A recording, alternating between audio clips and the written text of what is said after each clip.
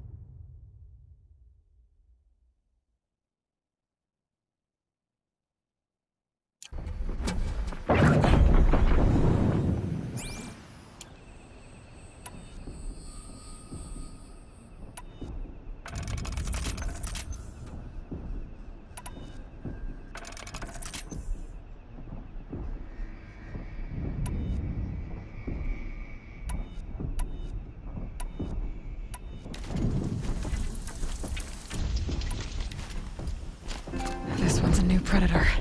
I can see the heat coming off it.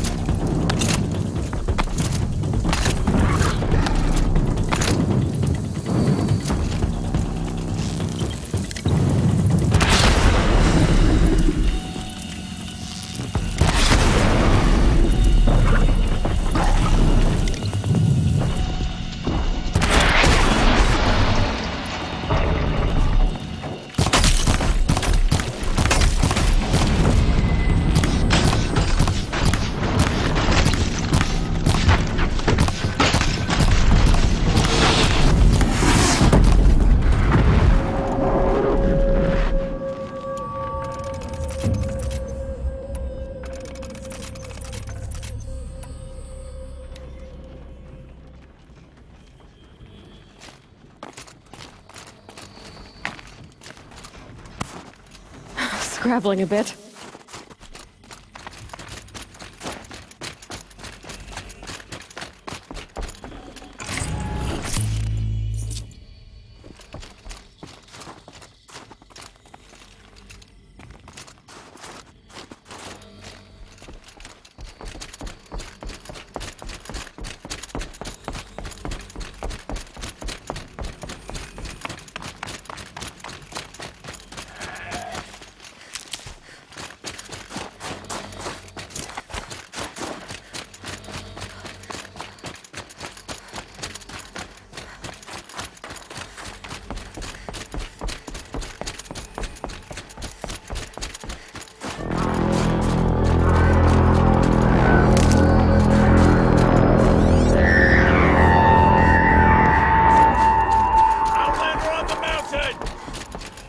Okay, that's a welcome, I guess.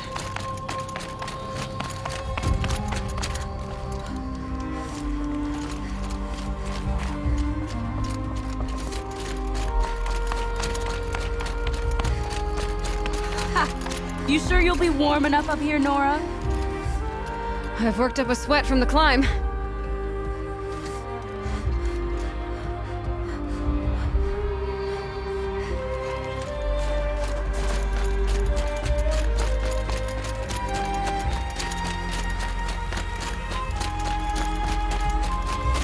You made it to the cut, Outlander. Not that you'll stay long.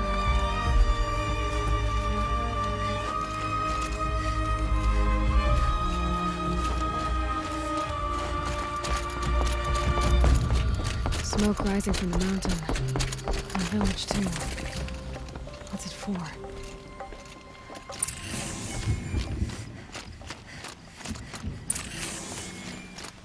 A shaman has abandoned us.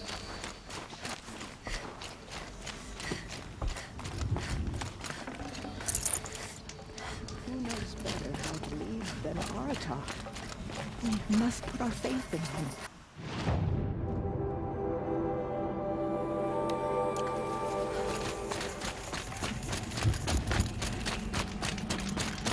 Must be something big going on. Most of the village is moving towards that smoke. How are we to trust the chieftain? So many died under his command.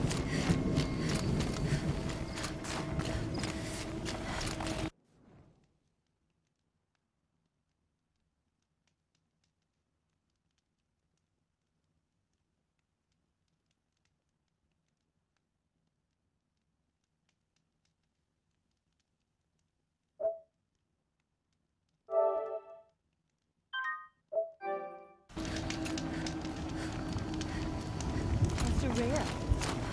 She returned us.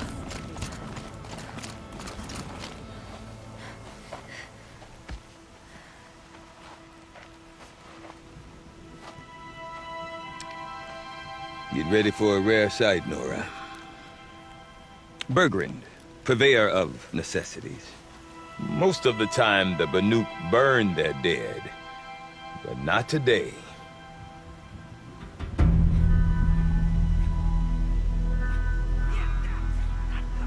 Because the bodies couldn't be recovered. Aye, a nasty business. All their best warriors lost. So they're getting a different kind of send-off.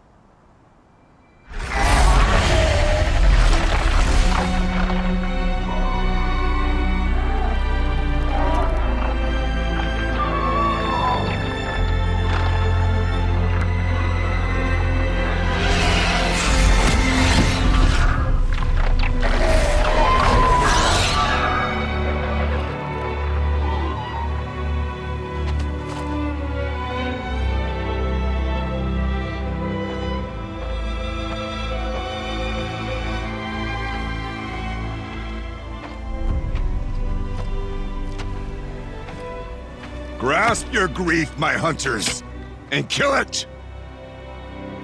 For our kin sees the fate all Banuk long for. Falling with their spears striking steel. Their struggle is over now. You have witnessed their spirits rise up into the blue sky and beyond to the blue light. But our struggle is only beginning. Soon, we will again take up the hunt against the daemon that frenzies the machines against us. And so I ask you, Can you summon the courage of our fallen kin? Will you fight and die as well as they did? My courage! My spear! Our blood is in your teeth, Aratak! We are Banuk. Our enemies. Our prey.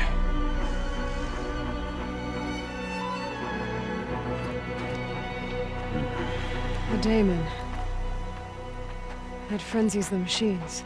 Machines that wiped out their best. And what do they want to do? Go back up there. Fools. A little advice, for free.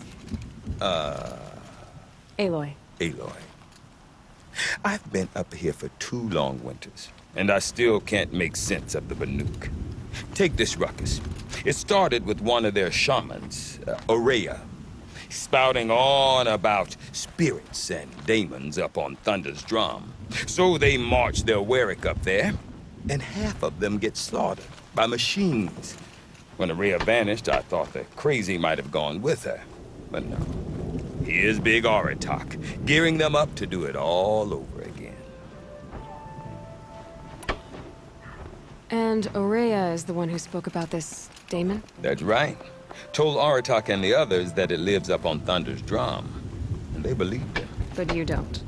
Look, I don't know what Aurea found up there. A shaman's not going to talk to an outlander.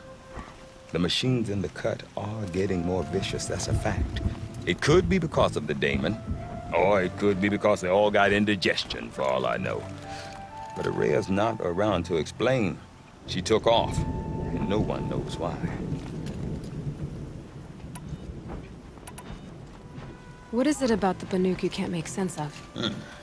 Well, everything's a test to them. A hardship to endure.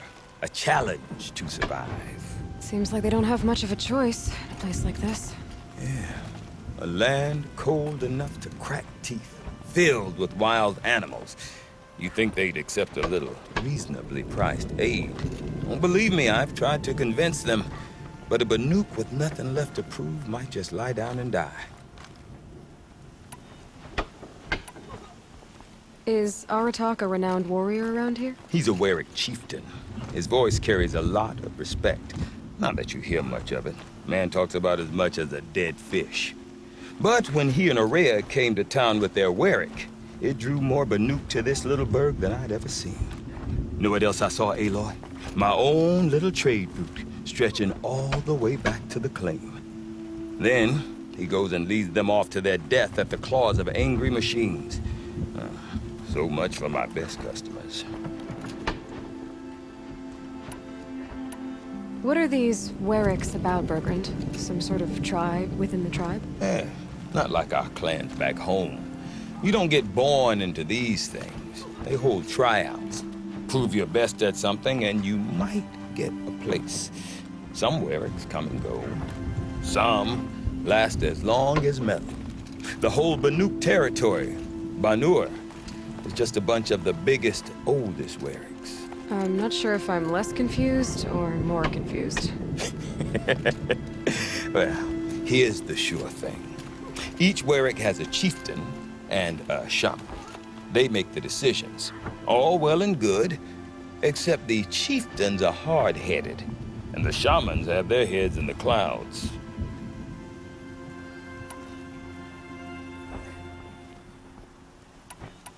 You said you've lived out here for 2 winters? Aye. Back home, some fur traders told me about this steel-forsaken heap of tents. Good location. Ripe for change. We were barely scraping by until this place started filling up for Aurea. A great prophet is coming, they said. I heard prophet. Honest mistake. Not that the Banuk are stingy, they just prefer to keep trade among themselves. We could get through to enough of them. We could really put this place on the map. Or at least on a map. We? Me and my daughter. My assistant, Varja. My assistant and my daughter. we seem to get along better as business partners. Her mother wanted me to show her a trade. She started tinkering with weapons. Say, when you need a break from this Banuk carry-on, stop in and see her. You're both, how do I put it? Women? No. Independent. Look for her at Long Notch, the easternmost Banuk camp. Have you ever heard of a man named Silence? Tall, deadly serious, cables in his skin? Like a shaman?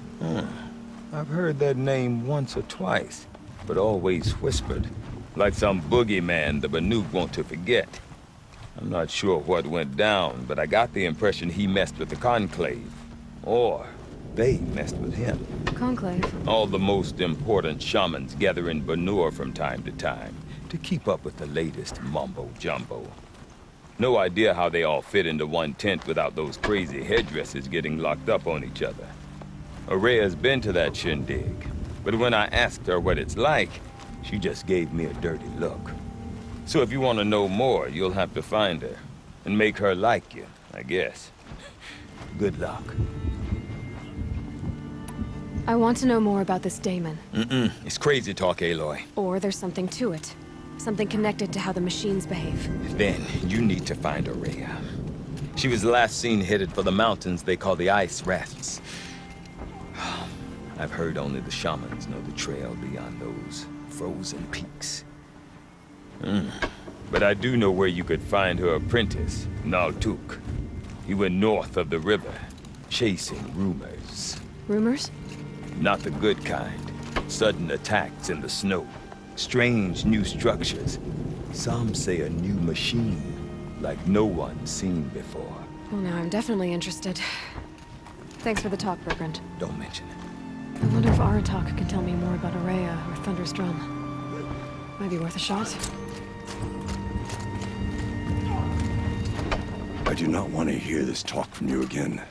Doubt is heavier than a week's snow. Forgive me, my chieftain. We will be ready for the next attempt. But this will not be an attempt. It must be done.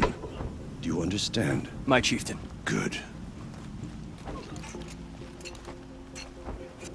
Outlander, I suppose you wish to speak? Araya knows about this Damon. Where would I talk to her? She does a shaman's work. That is not for the eyes and ears of others. Certainly not an Outlander's. Did your Warwick come from this place? No, we rallied most of our hunters from across Banur to face the threat of the Demon. But I was born here and stayed to fight the Karja when others retreated into the mountains. A few of my old warriors remained with me, those who survived. You're set on going back to the mountain? I put my word to it.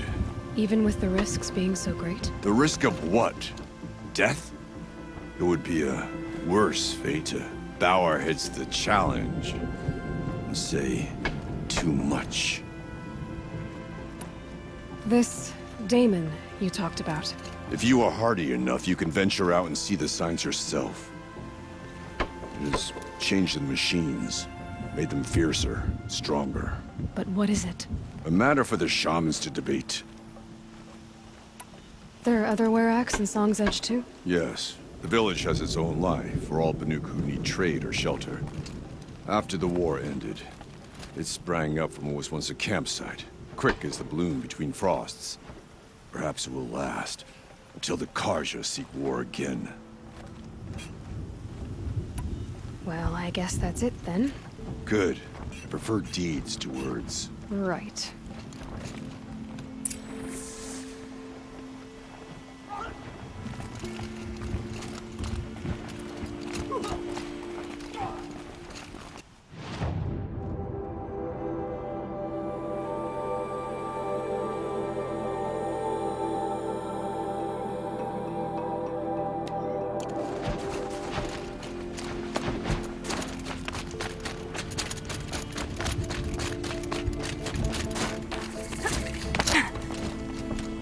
You seem sad, stranger.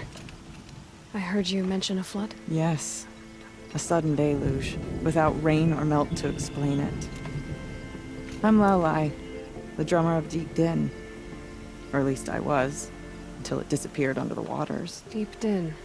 What's that? A hollow, carved out by the old ones. A chamber, a basin, and a musical instrument all at once. My life, my calling. I'd explain it by playing for you if I could.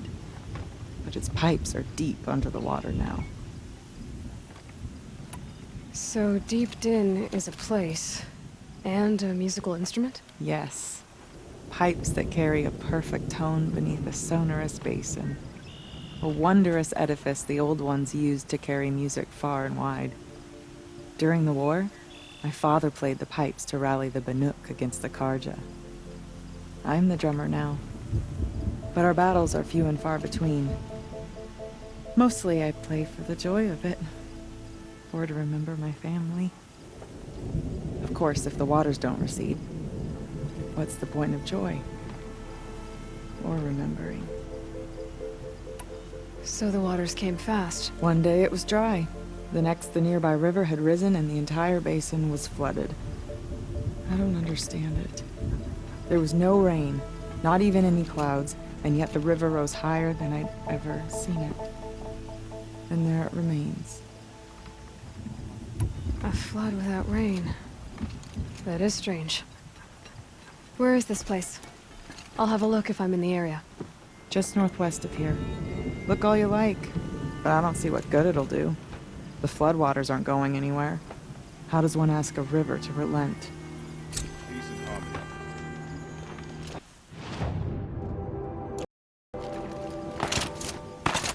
Deep Din. Silence for the present.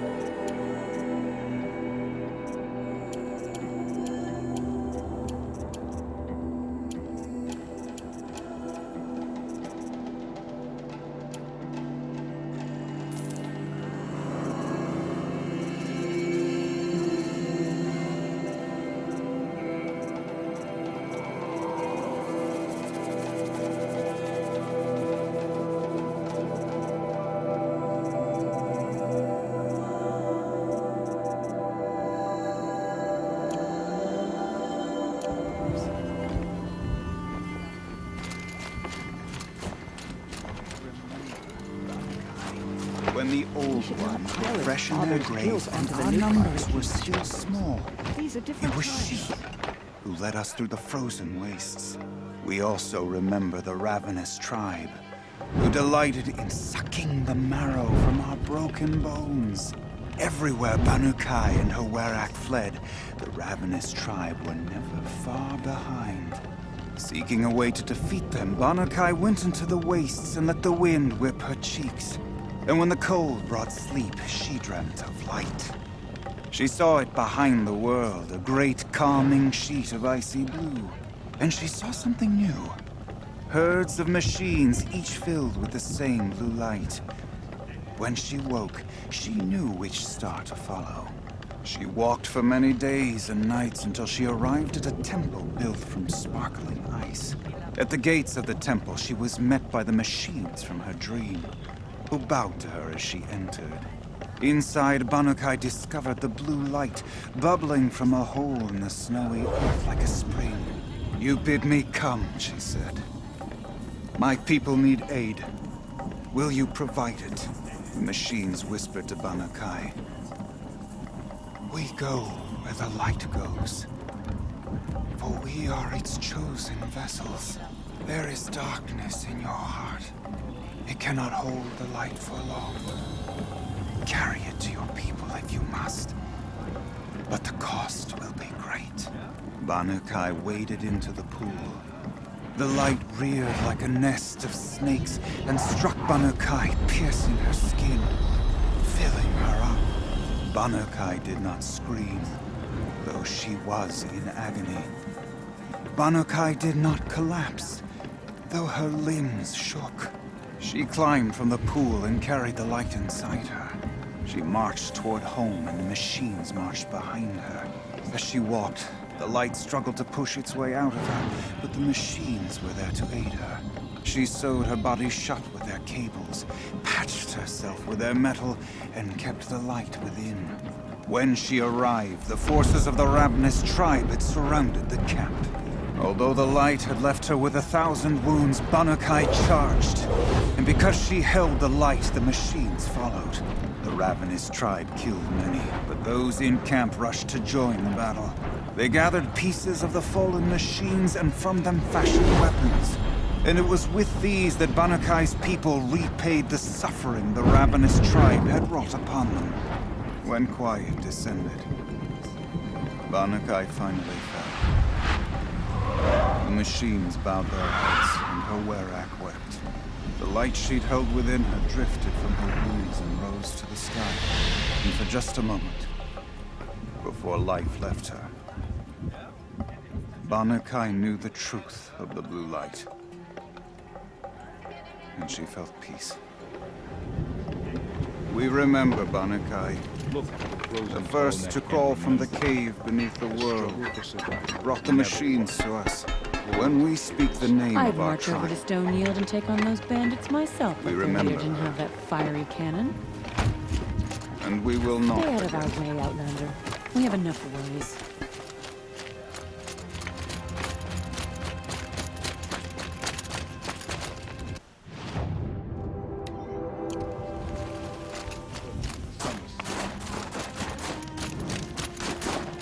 So do let me guide you away from it.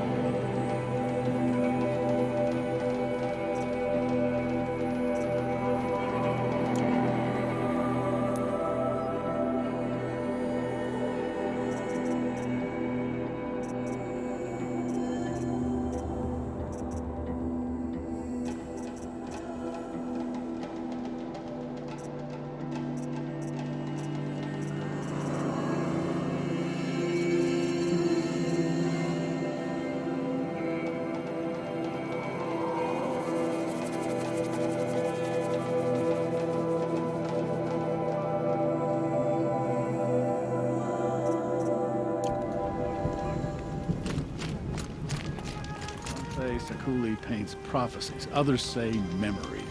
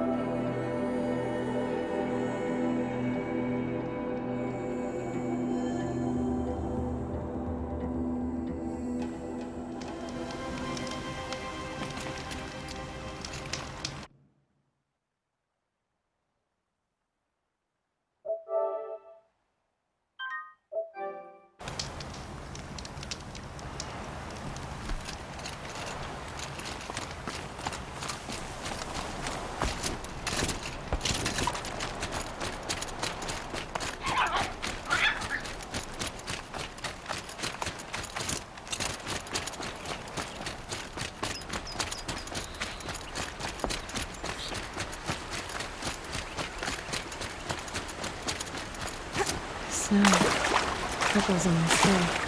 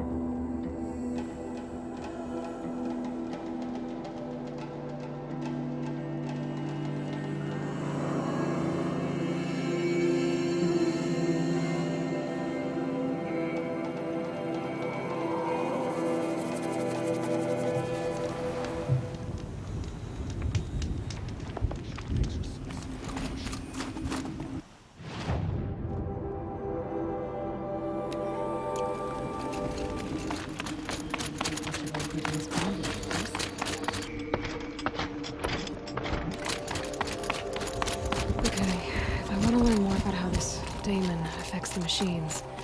I've got to find Maria. And to do that, I need to talk to her apprentice, who followed the river north. Outlander, wait a moment. I heard of a shaman once who drank a sheen. That weapon of yours, Outlander, that spear, I'd pawn it. This? It was made by an acquaintance of mine. Ah, a shaman. No. More of a tinker? A tinker does not understand the spark in the metal, the song in the metal like this. But it could be improved upon, modified with the help of the old ones. Far north of here, there is a cave, a shaft in the snow. Within it is a nest of metal birds. Find a bird that hasn't been stripped by shamans past. Look for a rail inside it, the length of your spear. That's all I can tell you. Get a rail from some metal birds in a cave. Sounds perfectly normal.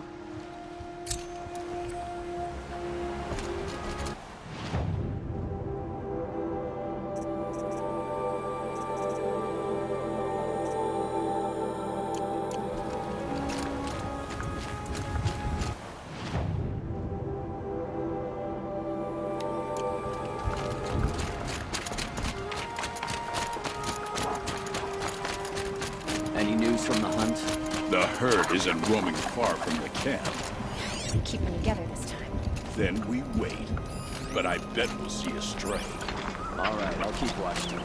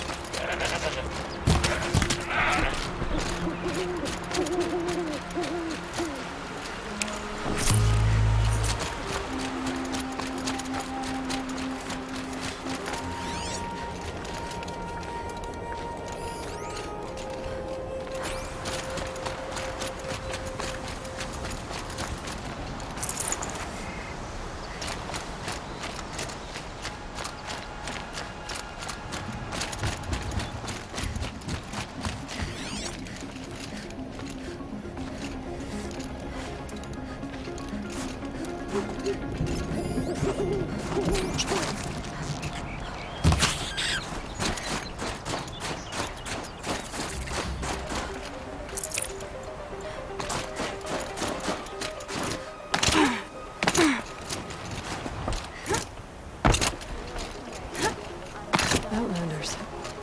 Carja Outlanders. Safe to relax here, but head into the highlands and a machine.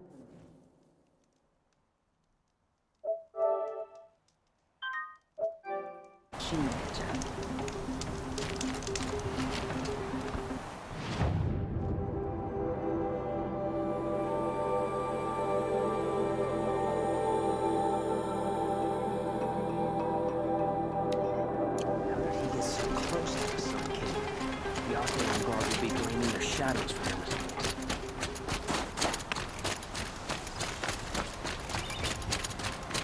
Berglund said Araya's apprentice went north of the river. Hopefully not too far.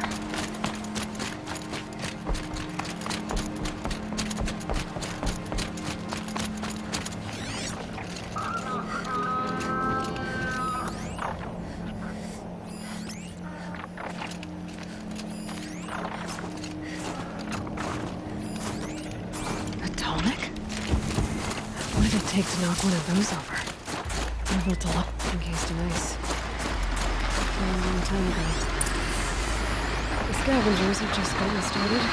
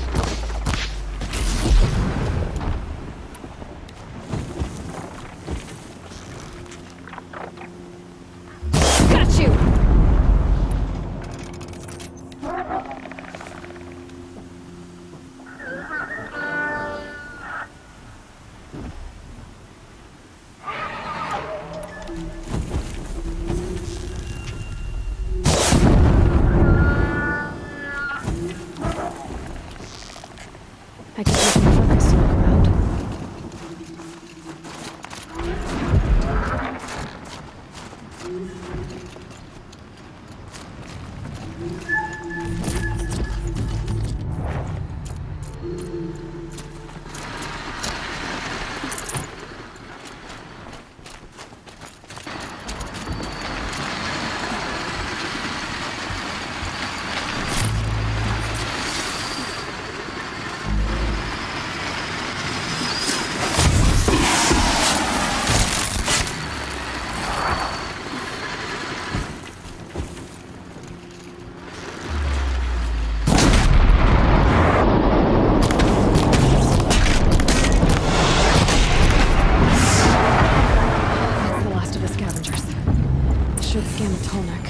See how deep the damage goes.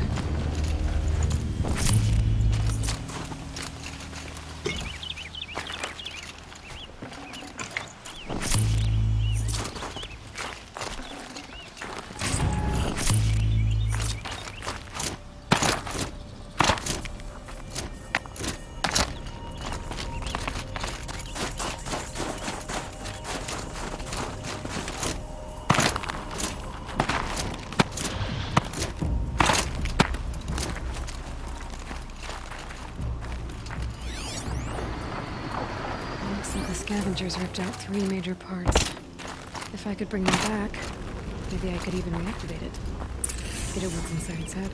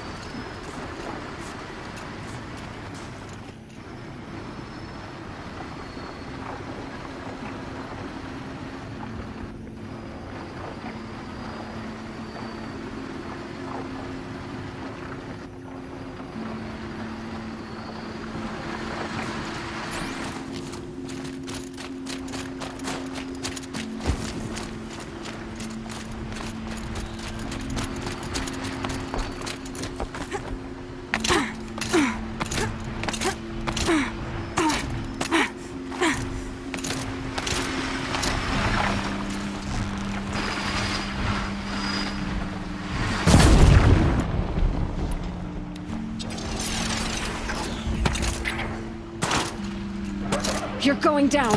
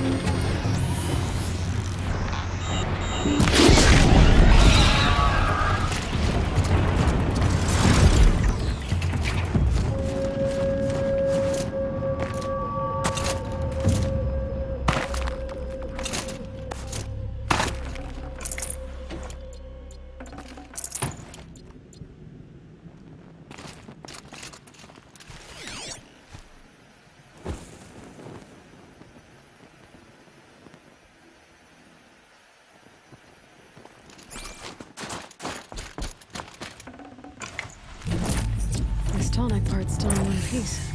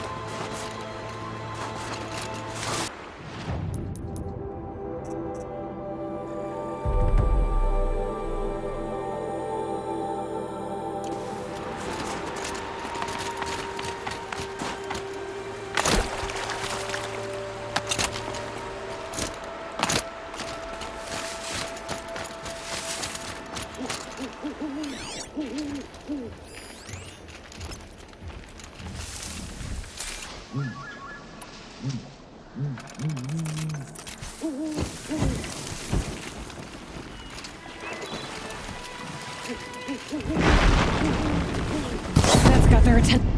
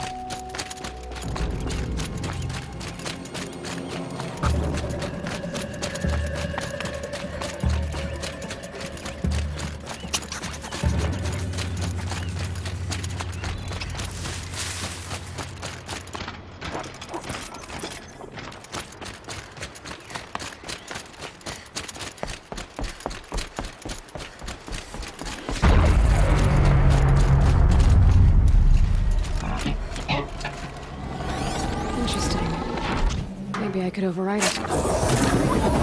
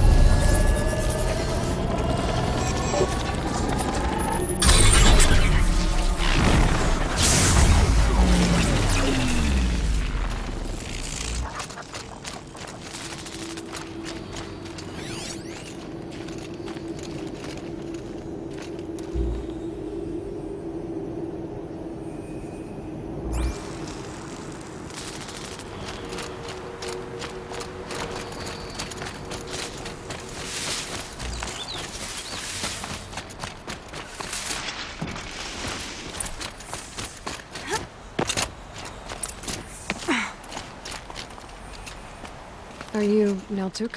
I've been observing that tower for hours. How the daemon's light pulses through it, repairing machines. You overcame it, just like that. Kind of what I do. I'm looking for Aurea. Can you help me? She's gone where only shamans can tread. She left in search of answers from the voice in the blue light. And yet, what she truly seeks is hope. After what I just saw, you could show her that. She's in retreat beyond those mountains, the ice rasps. You'll have to walk the shaman's path to get there. You'll know you've reached the end when you come to a shrine. A great machine covered in blue gleam. Shamans who complete the path take a piece of it as reward. If you make it that far, you should too. You'll have earned it. You said something about blue gleam at the end of the shaman's path? A crystal that builds on the bodies of machines in the oldest ice.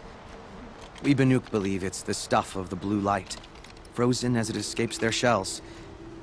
You might be more interested that merchants will trade well for it. Bergren told me you're Aurea's apprentice. In her absence, I serve the chieftain and his werak as an advisor, a scout, a speaker for the blue light. A lot of responsibilities. I don't know if I can live up to Aurea's example, but I have to try. I owe her that much. She took a chance on me, an aspiring shaman from the edge of the world. No one else would. Were you with Aurea when they attacked the mountain? I wish I had been, even with all that happened. I'm no warrior, though, so she bid me wait. When Aurea and the chieftain returned, I saw them argue bitterly. I don't know what about exactly. Then she came to me, gave me my task, and left us. How do I cross this shaman's path? Go to the ice rasps. Then follow the markers through the ice caves and the waterfalls, and make the climb to the shrine. But be careful. The path is meant to be an ordeal, the final trial of a young shaman's training. And I'll find Aurea at the end of it? No. She goes further up, somewhere inside the mountain. If you see her, would you tell her, I have faith she will hear the voice again.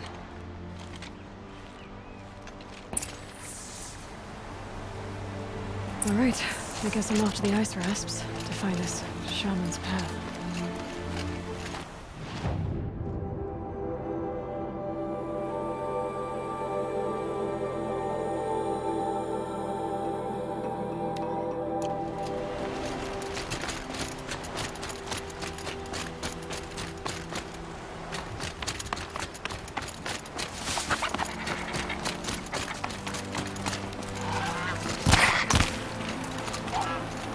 Tough, but I'm used to it.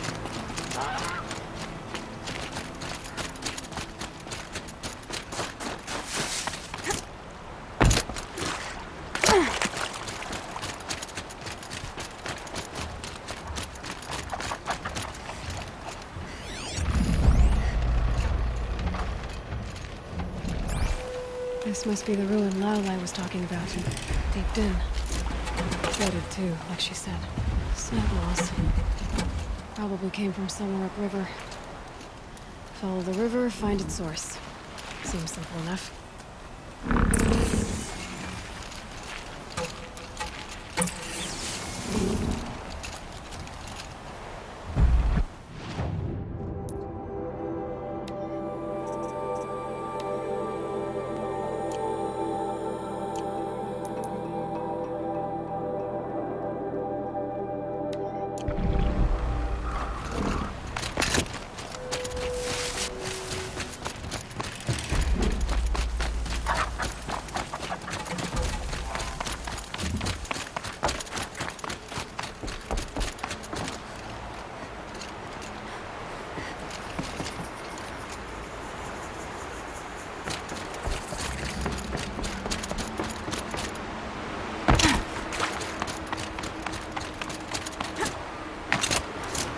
These mountains must be the ice rasps. The shaman's path begins somewhere up above.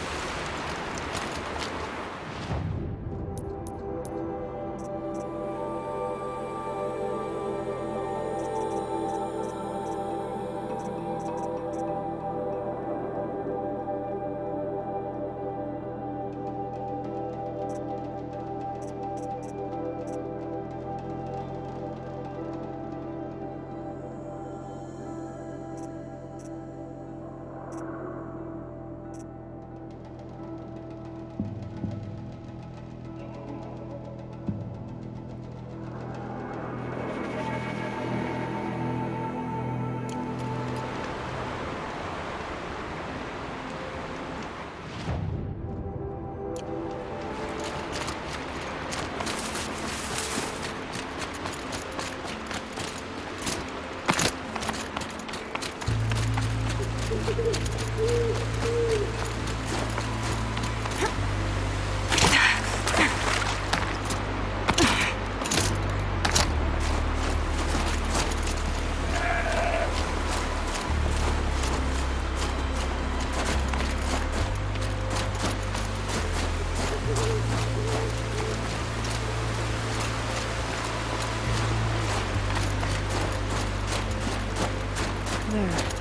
That must be where the water's coming from. There's something else.